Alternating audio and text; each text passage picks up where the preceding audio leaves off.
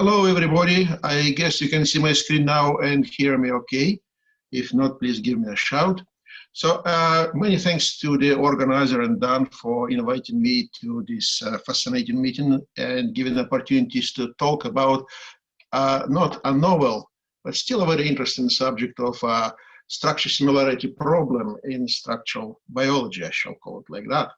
Why it is interesting? I think it's because in large part structural biology is quest for structural resemblance. Proteins have structure for a reason, and this reason is linked to function. And when you get something solved, you always want to compare it with what's in there in PDB already, to find what particular structure features are exposed, what the function of your new structure may be, what is the difference with what is known, and so on, and so on, and so on. And mathematically, this problem is complex because biomolecules are geometrically complex by themselves, so comparison just cannot be easy. Then, secondly, the problem is complex philosophically because what is similar and dissimilar depends on the measure, and there is no agreement on the measure in non-obvious cases. We shall talk about this slightly later. It is relatively CPU intensive in the context of database searches. And what is interesting, this problem exists for as long as protein data bank exists, I believe, so 40 years, 50 years, but it hasn't received an ultimate solution up to date. I just checked with Wikipedia a few days ago, and at least 105 software tools for structure alignment and comparison. So it's looked like this problem became a common initiation project for new structural biologists. And at least 5 structural comparators and superposers are there in the CCP4 of those 105. And on top of this, review articles get published every 2-3 years. And one good appeared recently shown here. So what we mean when we talk about structure comparison, it may mean, it may refer to a comparison of any primary, secondary, tertiary, or quaternary structures. If you are happy with hypothesis that sequence similarity implies structure similarity, then you can compare proteins by just comparing structures, and we have mighty and very well developed tools for that. But it is kind of one-way road, because indeed, sequences tend to fold into similar structures, but the other way around by far is not always correct. That's why we want tools which would be sequence agnostic and be able to compare structures on atomic level, purely geometrically. Well, how we can do this? If it were such a function that we would run it on coordinates of protein A and then on protein B and compare the results, that would be great, but there is no such function. However, we can assess the structural differences between 2 structures A and B at their best superposition. This is doable, and this is how structural comparators actually work. But in order to superpose structures, one needs to identify residues which occupy so-called geometrically equivalent positions. And this is done by a procedure called structure alignment. Structure alignment is derived from structure superposition, and structure superposition requires structure alignment. So that's a loop during which both superposition and alignment may improve, so it is always done. But in order to start first cycle, you have to have a guess on either superposition or alignment. Superposition is a technical problem. Back then in 1986, Arthur Lesk published a nice algebraic solution to this problem. And I prefer it, for some reason, it is very neat and exact one, over several others are available. As a variant, one can suggest using singular value decomposition SVD over the orthogonal matrix decomposition in the original Lesk formula, which allows for more numerical stability and efficient correction for auto inversion, but basically it is a petty technical improvement.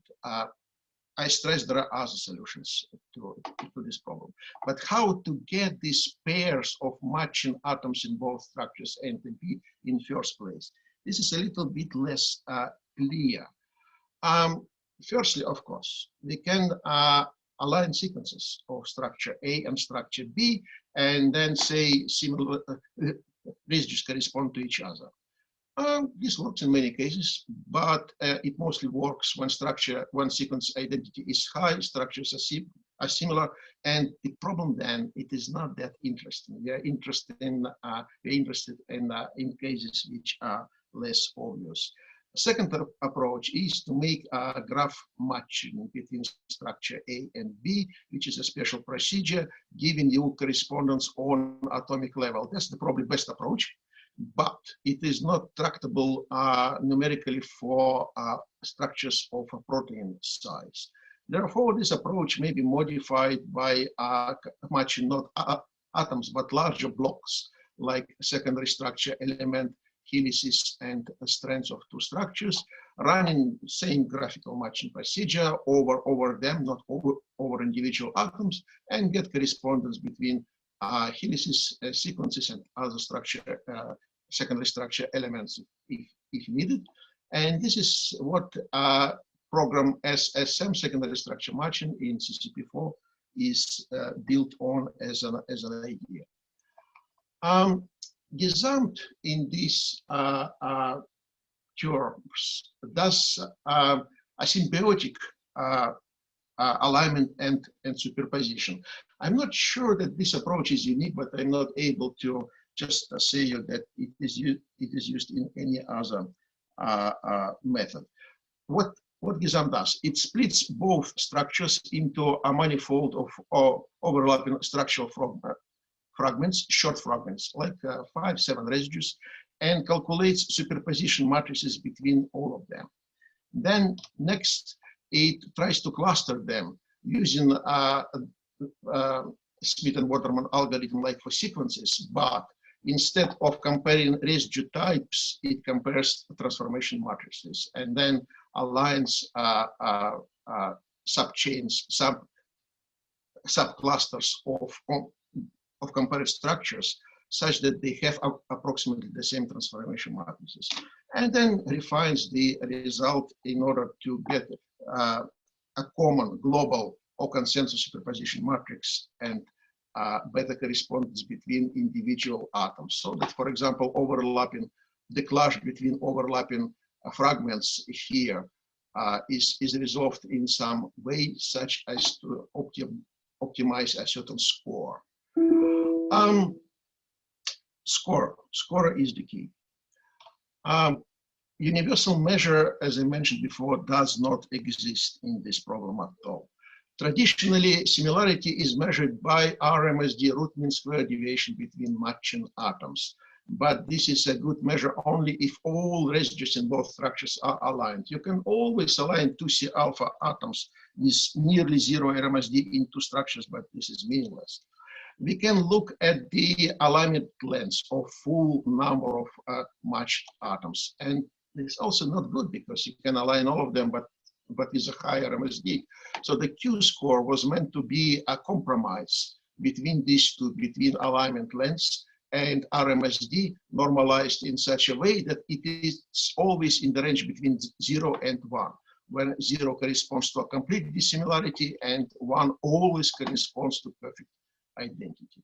There are other scores, particularly statistical scores, which estimate how surprising a particular alignment result would be given our knowledge of structures in total. So it needs to be calibrated on a predefined set of structures.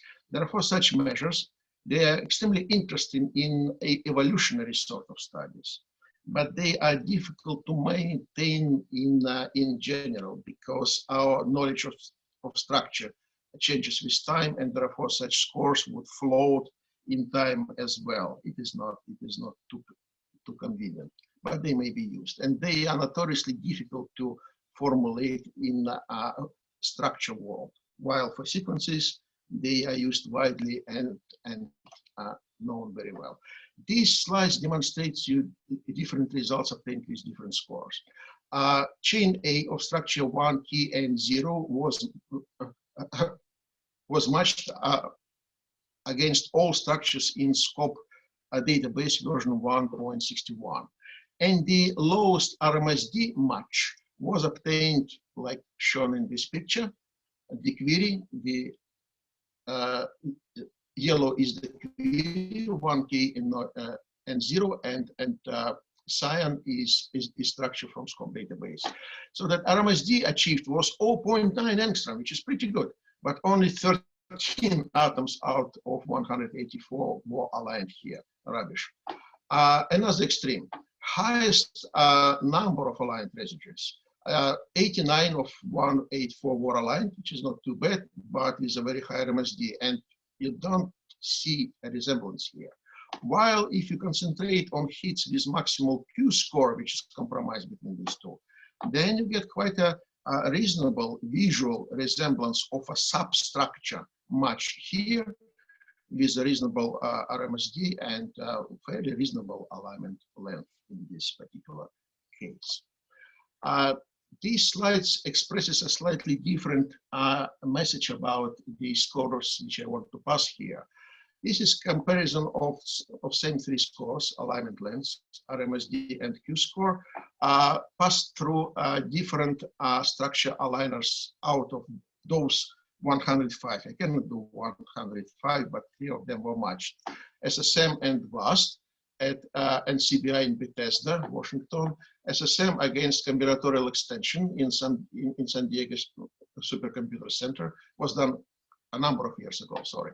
And SSM against DALI server back then at TBI, now I think it's University of Helsinki.